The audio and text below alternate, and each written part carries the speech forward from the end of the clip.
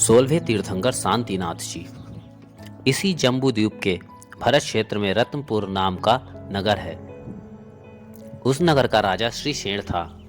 उसके सिंह नंदिता और अनिंदिता नाम की दो रानियां थीं। इन दोनों के इंद्रसेन और उपेंद्र सेन नाम के दो पुत्र थे। उसी नगर की सत्यभामा नाम की एक ब्राह्मण कन्या अपने पति को दासी पुत्र जानकर उसे त्याग कर राजा के यहाँ अपने धर्म की रक्षा करते हुए रहने लगी थी। किसी एक दिन राजा श्रीशेण ने अपने घर पर हुए आदित्य गति और अरिंजय नाम के दो चारण मुनियों को पड़गाहन कर स्वयं आहारदान दिया और पंचाश्चर्य प्राप्त किए तथा 10 प्रकार के कल्प वृक्षों के भोग प्रदान करने वाली उत्तर कुरु भोग भूमि की आयु बांध ली। दान देकर राजा की दोनों रानियों ने तथा दान की अनुमोदना से सत्यभामा ने भी उसी उत्तम भूमि की आयु बांध ली। सो ठीक ही है, क्योंकि साधुओं के समागम से क्या नहीं होता। किसी समय इंद्रसेन की रानी श्रीकांता के साथ आनंदमती नाम की एक साधारण स्त्री आई थी। उसके साथ उपेंद्र सेन का स्नेह समागम हो गया। इस निमित्त को लेकर बगीचे में दोनों भाइयों का युद्ध शुरू हो गया। राजा इस युद्ध को रोकने में असमर्थ रहे, साथ ही अत्यंत प्रिय अपने इन पुत्रों के अन्याय को सहन करने में असमर्थ रहे, अतः वे विष पुष्प सूंघ कर मर गए। वही विष पुष्प सूंघ कर दोनों रानियां और सत्यभामा भी प्राण रहित हो गईं तथा धातकी खंड के पूर्वार्ध भाग में जो उत्तर कुरु प्रदेश है उसमें राजा तथा सिंह नंदिता दोनों दंपत्ति हुए और अनिंदिता नाम की रानी आर्य तथा सत्यभामा उसकी स्त्री हुई। इस प्रकार वे सब वहाँ भोग भूमि के सुखों को भोगते हुए सुख से रहने लगे। राजा श्रीशेण का जीव भोग भूमि से चलकर सौधर्म स्वर्ग के श्री प्रभ विमान में श्री प्रभ नाम का देव हुआ। रानी सिंह नंदिता का जीव उसी स्वर्ग के श्री निलय विमान में विद्युत प्रभा नाम की देवी हुई। सत्यभामा ब्राह्मणी और अनिंदिता नाम की रानी के जीव क्रमशः विमल प्रभ विमान में शुक्ल प्रभा नाम की देवी और विमल प्रभ नाम के देव हुए। विजयार्ध के राजा ज्वलन जटी के पुत्र अर्क कीर्ति थे।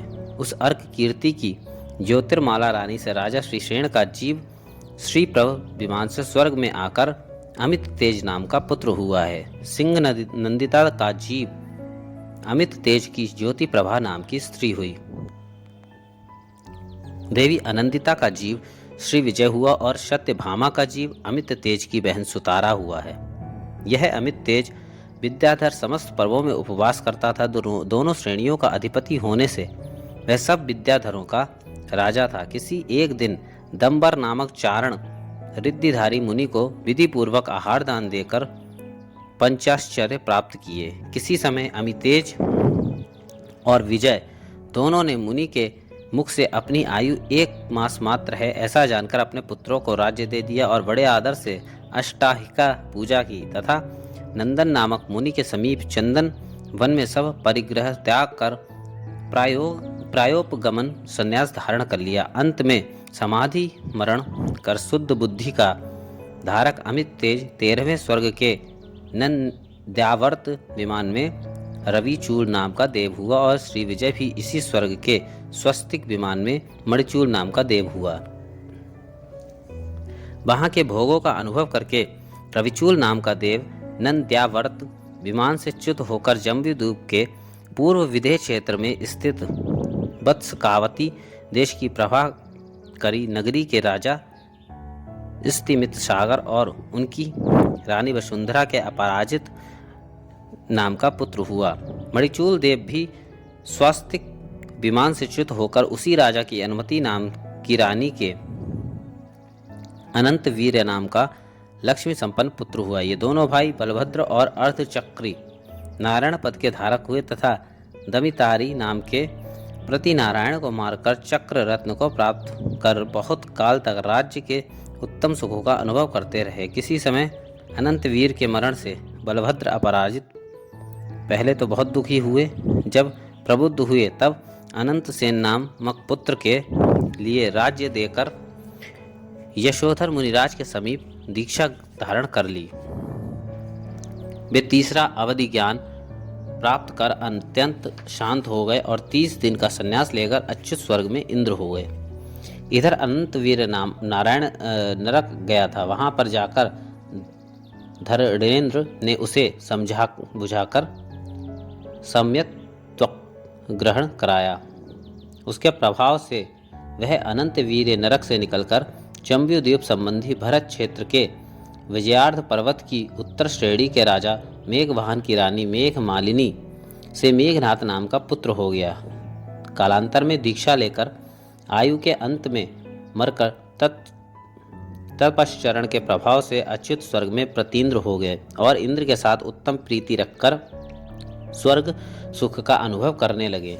अपराजित का जीव जो पहले इंद्र हुआ था वह पहले च्युत हुआ और इसी जम्बूद्वीप संबंधी पूर्व विदेह क्षेत्र में रत्न संचय नामक नगर में राजा क्षेमकर तीर्थंकर की कनकक्षित्रा नाम की रानी से मेघ की बिजली के समान पुण्यात्मा श्रीमान वज्रायुध नाम का पुत्र हुआ। इस पुत्र की उत्पत्ति में आधान, प्रीति, सुप्रीति, धृति, मोद, प्रियोद्भव आदि क्रियाएं की गई थी। जिस प्रकार चंद्रमा शुक्ल पक्ष को पाकर कांति तथा चंद्रिका से सुशोभित होता है, उसी प्रकार वह वज्रायुध भी तरुण अवस्था पाकर राज्य लक्ष्मी तथा लक्ष्मीवती नामक स्त्री से सुशोभित हो रहा था। उन वज्रायुध और लक्ष्मी के अनंत वीर्य प्रतीन्द्र का जीव सहस्रायुध नाम का पुत्र हुआ। इस प्रकार राजा क्षेमकर पुत्र पौत्र आदि परिवार से परिवृत्त होकर राज्य करते थे। किसी समय क्षेमकर तीर्थंकर वज्रायुध का राज्याभिषेक करके लौकांतिक देवों द्वारा स्तुति को प्राप्त होते हुए तपोवन को चले गए और तपश्चरण के प्रभाव से केवल ज्ञान को प्राप्त कर बाहर सभाओं को दिव्य ध्वनि द्वारा संतुष्ट करने लगे। इधर वज्रायुध के यहाँ चक्र रत्न की उत्पत्ति हो गई और वे चक्रवर्ती हो गए। दिग्विजय करके षटखंड पृथ्वी को जीतकर सार्वभौम राज्य करने लगे।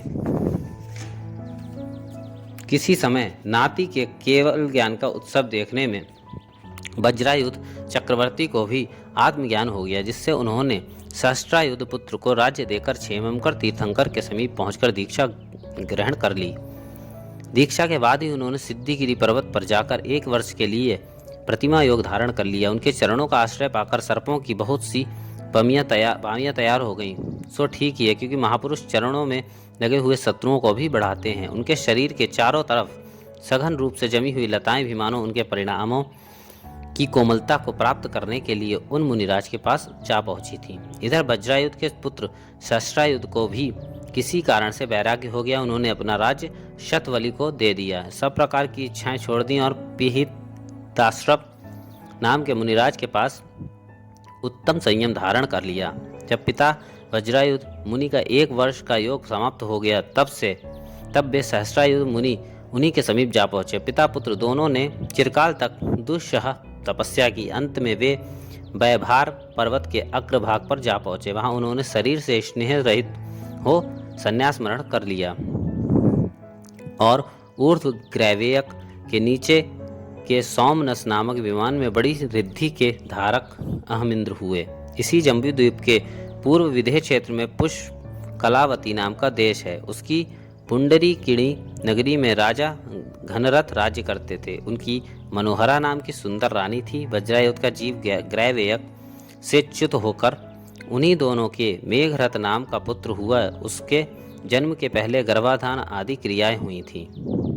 उन्हीं घनरथ राजा की मनोरमा नाम की दूसरी रानी से सहस्रायुध का जीव दृढ़रथ नाम का पुत्र हो गया। राजा घनरथ ने तरुण होने पर मेघरथ का विवाह प्रियमित्रा और मनोरमा के साथ किया था और दृढ़रथ का विवाह सुमति देवी से किया था। इस प्रकार पुत्र पौत्र आदि सुख के समस्त साधनों से युक्त राजा घनरथ सिंहासन पर बैठकर इंद्र की लीला धारण कर रहे थे। इसी बीच प्रियमित्रा पुत्रवधू की सुषेणा नाम की दासी घनतुंड नामक मुर्गा लाकर दिखलाती हुई बोली कि यदि दूसरों के मुर्गे इसे जीत लें तो मैं 1000 दीनार दूंगी। यह सुनकर छोटी पुत्रवधू की कांचना नाम की दासी एक वज्रतुंड नामक मुर्गा ले आई। दोनों का युद्ध होने लगा। वह युद्ध दोनों मुर्गों के लिए दुख का कारण बना था तथा देखने वालों के लिए भी हिंसानंद आदि रौद्र ध्यान कराने वाला था। धर्मात्माओं के देखने योग्य नहीं। ऐसा विचार कर राजा घनरथ बहुत से भव्य जीवों को शांति प्राप्त कराने के लिए अपने पुत्र मेघरथ से उन मुर्गों के पूर्व भव पूछने लगे। अवधि ज्ञान के धारक मेघरथ ने बतलाया कि जम्बूद्वीप के ऐरावत क्षेत्र में रत्नपुर नाम का नगर है। उसमें भद्र और धन्य नाम के 2 सगे भाई थे।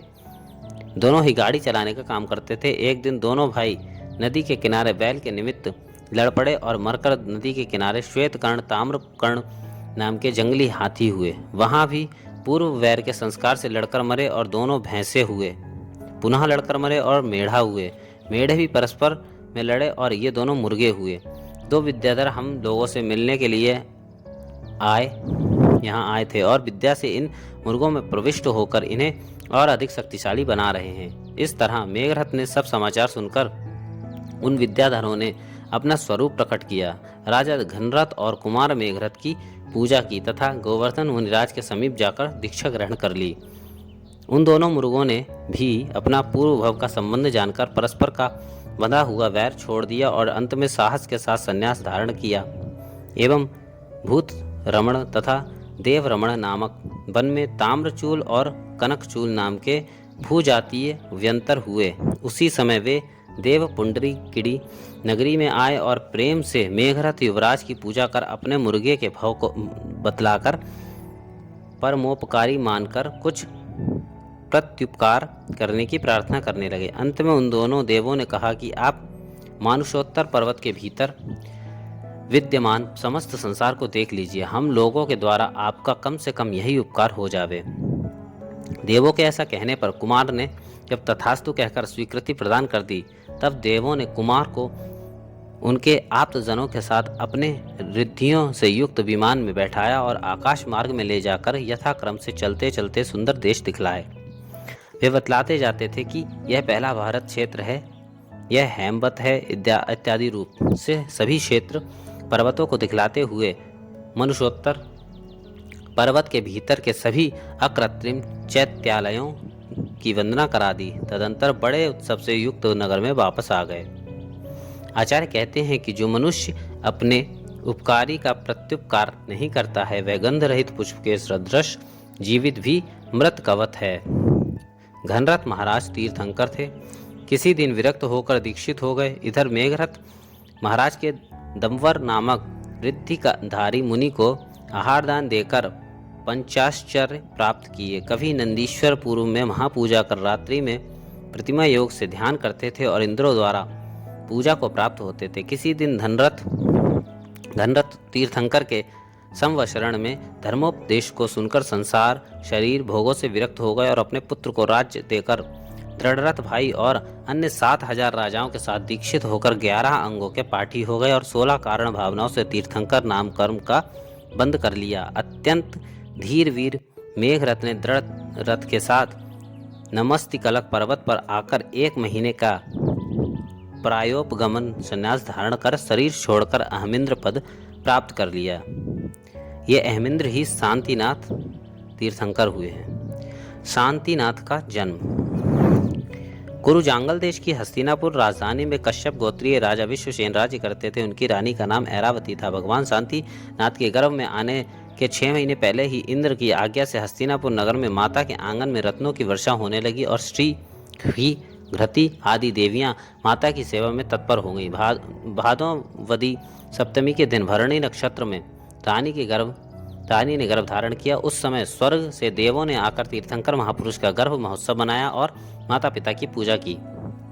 नववास व्यतीत होने के बाद रानी ऐरावती ने ज्येष्ठ कृष्ण चतुर्दशी के दिन यामी योग में प्रातःकाल के समय 3 लोक के नाथ ऐसे पुत्र रत्न को जन्म दिया। उसी समय 4 प्रकार के देवों के यहाँ स्वयं ही बिना बजाय शंखनाद, भेरीनाद, सिंहनाद और घंटानाद होने लगे।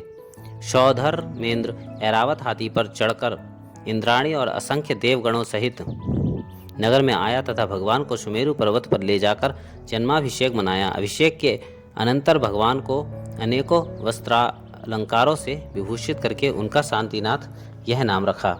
इस प्रकार भगवान को हस्तिनापुर वापस लाकर माता पिता को सौंपकर पुनरअपि आनंद नामक नाटक करके अपने अपने स्थान पर चले गए। भगवान की आयु 1,00,000 वर्ष की थी। शरीर 40 धनुष ऊंचा था। सुवर्ण के समान कांति थी। ध्वजा, तोरण, शंख, चक्र आदि 1008 शुभ चिन्ह उनके शरीर में थे। उन्हीं विश्वसेन की यशस्वती रानी के चक्रायुध नाम का एक पुत्र हुआ। देव कुमारों के साथ क्रीड़ा करते हुए भगवान शांतिनाथ अपने छोटे भाई चक्रायुध के साथ साथ वृद्धि को प्राप्त हो रहे थे। भगवान की यौवन अवस्था आने पर उनके पिता ने कुल, रूप, अवस्था, शील, कांति आदि से विभूषित अनेक कन्याओं के साथ उनका विवाह कर दिया। इस तरह भगवान के जब कुमार काल के 25,000 वर्ष व्यतीत हो गए तब महाराज विश्वसेन ने उन्हें अपना राज्य समर्पण कर दिया। क्रम से उत्तमोत्तम भोगों का अनुभव करते हुए जब भगवान के 25,000 वर्ष और व्यतीत हो गए तब उनकी आयुशाला में चक्रवर्ती के वैभव को प्रकट करने वाला चक्र रत्न उत्पन्न हो गया। इस प्रकार चक्र को आदि लेकर 14 रत्न और नव निधियां प्रकट हो गईं। इन 14 रत्नों में चक्र, छत्र, तलवार और दंड ये आयुधशाला में उत्पन्न हुए थे। कांकिड़ी, चर्म और चूड़ामणि श्रीगृह में प्रकट हुए थे। पुरोहित, सेनापति और गृहपति हस्तिनापुर में मिले थे और कन्या, गज तथा अश्व विजयार्ध पर्वत पर प्राप्त हुए थे। 9 निधियां भी पुण्य से प्रेरित हुए इंद्रों के द्वारा नदी और सागर के समागम पर लाकर दी गई थी। चक्र रत्न के प्रकट होने के बाद भगवान ने विधिवत दिग्विजय करके 6 खंड को जीतकर इस भरत क्षेत्र में एक छत्र शासन किया था। जहां पर स्वयं भगवान शांतिनाथ इस पृथ्वी पर प्रजा का पालन करने वाले थे, वहां के सुख और सौभाग्य का क्या वर्णन किया जा सकता है। इस प्रकार चक्रवर्ती के साम्राज्य में भगवान की 96,000 रानियां थीं। 32,000 मुकुटबद्ध राजा उनकी सेवा करते थे और 32 यक्ष हमेशा चामरों को धुराया करते थे। चक्रवर्तियों के 3.5 करोड़ बंधु कुल होते हैं। 18 करोड़ घोड़े, 84 लाख हाथी, 3 करोड़ उत्तम वीर, अनेकों करोड़ विद्याधर और 88,000 मलेच्छ राजा होते हैं। 96 करोड़ ग्राम, 75,000 नगर, 16,000 खेत, 24,000 करवट, 4,000 मंटप और 48,000 पत्तन होते हैं इत्यादि अनेकों वैभव होते हैं। 14 रत्नों के नाम: अश्व, गज, गृहपति, स्थपति, सेनापति, स्त्री और पुरोहित ये 7 जीवित रत्न हैं एवं छत्र, अस्सी, दंड, चक्र, काकिड़ी, चिंतामणि और चर्म ये 7 रत्न निर्जीव होते हैं। नवनिधियों के नाम: काल, महाकाल, पांडु, मानव, शंख, पद्म, नैसर्प, पिंगल और नाना रत्न ये 9 निधियां हैं। ये कर्म से ऋतु के योग्य द्रव्यों, भाजन, धान्य, आयुध, वादित्र, वस्त्र, हर्म्य, आभरण और रत्न समूहों को दिया करती हैं। दशांग भोग: दिव्यपुर, रत्न, निधि, सैन्य, भोजन, भाजन, शय्या, आसन, वाहन और नाट्य ये चक्रवर्तियों के दशांग भोग होते हैं। इस प्रकार संख्यात 1000 पुत्र पुत्रियों से वेष्टित भगवान शांतिनाथ चक्रवर्ती के साम्राज्य को प्राप्त कर 10 प्रकार के भोगों का उपभोग करते हुए सुख से काल व्यतीत कर रहे थे। भगवान तीर्थंकर और चक्रवर्ती होने के साथ साथ कामदेव पद के धारक भी थे। भगवान का वैराग्य: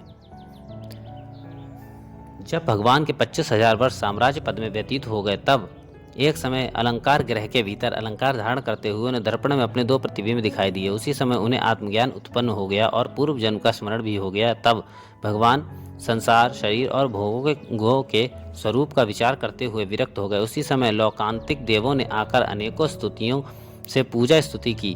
अनंतर सौधर्म आदि इंद्र सभी देवगणों के साथ उपस्थित हो गए। भगवान ने नारायण नाम के पुत्र का राज्याभिषेक करके सभी कुटुंबियों को यथा योग्य उपदेश दिया। भगवान का दीक्षा ग्रहण: अनंतर इंद्र ने भगवान का दीक्षाभिषेक करके सर्वार्थ सिद्धि नाम की पालकी में विराजमान करके हस्तिनापुर नगर के सहस्राम्र वन में प्रवेश किया। उसी समय ज्येष्ठ कृष्ण चतुर्दशी के दिन भरणी नक्षत्र में बेला का नियम लेकर भगवान ने पंचमुष्टि लॉन्च करके ओम नमः सिद्धेभ्यः कहते हुए जैनेश्वरी दीक्षा ग्रहण कर ली और संपूर्ण परिग्रह का त्याग करके ध्यान में स्थिर होते ही मनः पर्याय ज्ञान प्राप्त कर लिया। भगवान का आहार: मंदिरपुर के राजा सुमित्र ने भगवान सातीनाथ को खीर का आहार देकर पंचाश्चर्य वैभव को प्राप्त किया। इस प्रकार अनुक्रम से तपश्चरण करते हुए भगवान के 16 वर्ष व्यतीत हो गए। भगवान को केवल ज्ञान की प्राप्ति। भगवान शांतिनाथ सहस्त्रमार्म वन में नंद्यावर्त वृक्ष के नीचे प्रेम काशन से स्थित हो गए और पौष कृष्ण दशमी के दिन अनंत अंतर मुहूर्त में 10वें गुणस्थान में मोहनीय कर्म का नाश कर 12वें गुणस्थान में ज्ञानावरण, दर्शनावरण और अंतराय का सर्वथा अभाव करके 13वें गुणस्थान में पहुंचकर केवल ज्ञान से विभूषित हो गए और उन्हें एक समय में ही संपूर्ण लोकालोक स्पष्ट दिखने लगा। पहले भगवान ने चक्र रत्न से 6 खंड पृथ्वी को जीतकर साम्राज्य पद प्राप्त किया। अब भगवान ने ध्यान चक्र से विश्व में एक छत्र राज्य करने वाले मोहराज को जीतकर केवल ज्ञान रूपी साम्राज्य लक्ष्मी को प्राप्त कर लिया। उसी समय इंद्र की आज्ञा से कुबेर ने दिव्य संवसरण की रचना कर दी। संवसरण का संक्षिप्त वर्णन। यह संवसरण पृथ्वी तल से 5000 धनुष ऊंचा था। इस पृथ्वी तल से 1 हाथ ऊंचाई से ही इसकी सीढ़ियां प्रारंभ हो गई थी। ये सीढ़ियां एक हाथ की थीं और 20,000 प्रमाण थीं। यह संवसरण गोलाकार रहता है। इसमें सबसे पहले धूलिशार के बाद चारों दिशाओं में 4 मान स्तंभ हैं। मान स्तंभों के चारों ओर सरोवर है, फिर निर्मल जल से भरी परिखा है, फिर पुष्प वाटिका अर्थात लतावन है, उसके आगे पहला कोट है, उसके आगे दोनों ओर से 2-2 नाट्यशालाएं हैं, उसके आगे दूसरा अशोक, आम्र, चंपक और सप्तपर्ण का वन है, उसके आगे वेदिका है, तदंतर ध्वजाओं की पंक्तियां हैं, फिर दूसरा कोट है, उसके आगे वेदिका सहित कल्प वृक्षों का वन है, उसके बाद स्तूप, स्तूपों के बाद मकानों की पंक्तियां हैं, फिर स्फटिक मणिमय तीसरा कोट है, उसके भीतर मनुष्य, देव और मुनियों की 12 सभाएं हैं। तदनंतर पीठिका है और पीठिका के अग्रभाग पर कमलासन पर 4 अंगुल अधर ही अरहंत देव विराजमान रहते हैं। भगवान पूर्व या उत्तर की ओर मुंह कर स्थित रहते हैं, फिर भी अतिशय विशेष से चारों दिशाओं में ही भगवान का मुंह दिखता रहता है। संवसरण में चारों ओर प्रदक्षिणा के क्रम से पहले कोठे में गणधर और मुनिगण, दूसरे में कल्पवासिनी देवियां, तीसरे में आरिकाएं और श्राविकाएं, चौथे में ज्योतिषी देवांगनाएं, 5वें में व्यंतर देवांगनाएं, 6ठे में भवनवासी देवांगनाएं, 7वें में भवनवासी देव, 8वें में व्यंतर देव, 9वें में ज्योतिषी देव, 10वें में कल्पवासी देव, 11वें में चक्रवर्ती आदि मनुष्य और 12वें में पशु बैठते हैं। संवसरण में भव्य जीवों का प्रमाण। भगवान के संवसरण में चक्रायुध को आदि लेकर 36 गणधर थे, 62,000 मुनिगण और 60,300 आरिकाएं, 2 लाख श्रावक और 4 लाख श्राविकाएं, असंख्यातो देव देवियां और संख्यातो त्रियंच थे। इस प्रकार 12 गणों के साथ साथ भगवान ने बहुत काल तक धर्म का उपदेश दिया। भगवान का मोक्ष गमन।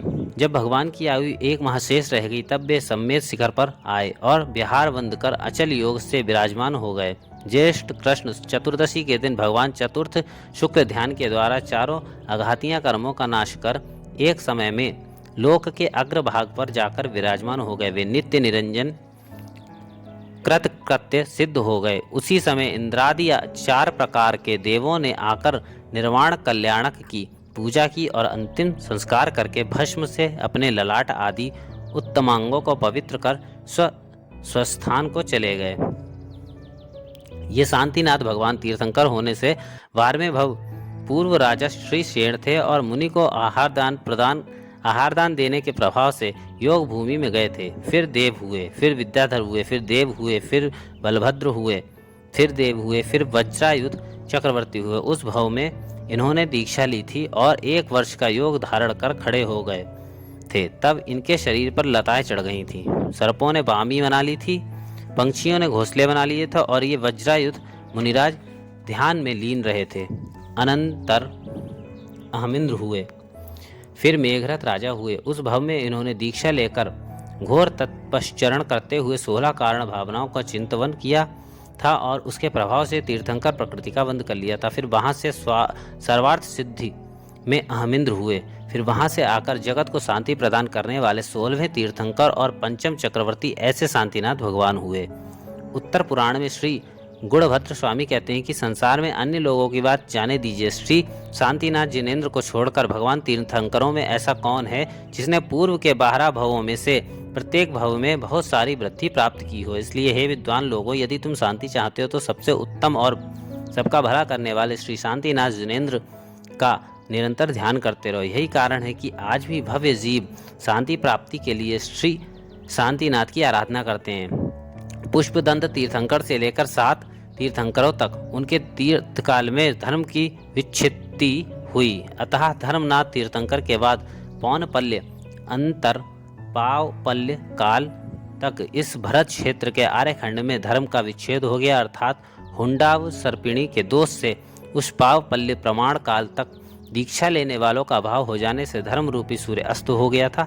उस समय शांतिनाथ ने जन्म लिया था। तब से आज तक धर्म परंपरा अविच्छिन्न रूप से चली आ रही है। इसलिए उत्तर पुराण में भी गुणभद्र स्वामी कहते हैं कि योग भूमि आदि कारणों से नष्ट हुआ मोक्ष मार्ग यद्यपि ऋषभदेव आदि तीर्थंकरों के द्वारा पुनः पुनः दिखलाया गया था, तो भी उसे प्रसिद्ध अवधि के अंत तक ले जाने में कोई भी समर्थ नहीं हो सका। तदंतर जो शांतिनाथ भगवान ने मोक्ष मार्ग प्रकट किया वही आज तक अखंड रूप से बाधा रहित चला आ रहा है। इसलिए इस युग के आद्य गुरु श्री शांतिनाथ भगवान ही हैं, क्योंकि उनके पहले जो 15 तीर्थंकरों ने मोक्ष मार्ग चलाया था वह बीच बीच में विनिष्ट होता जाता था। जिनके शरीर की ऊंचाई 108 हाथ है, जो पंचम चक्रवर्ती हैं और कामदेव पद के धारी हैं, जिनके हरिण का चिन्ह है, जो भादोवदी सप्तमी को माता के गर्भ में आए, ज्येष्ठवदी 14 को जन्म लिया और ज्येष्ठवदी 14 को ही दीक्षा ग्रहण किया। पौष शुक्ल दशमी के दिन केवल ज्ञानी हुए, पुनः ज्येष्ठवदी 14 को ही मुक्ति धाम को प्राप्त हुए। ऐसी शांतिनाथ भगवान सदैव हम सबको शांति प्रदान करें।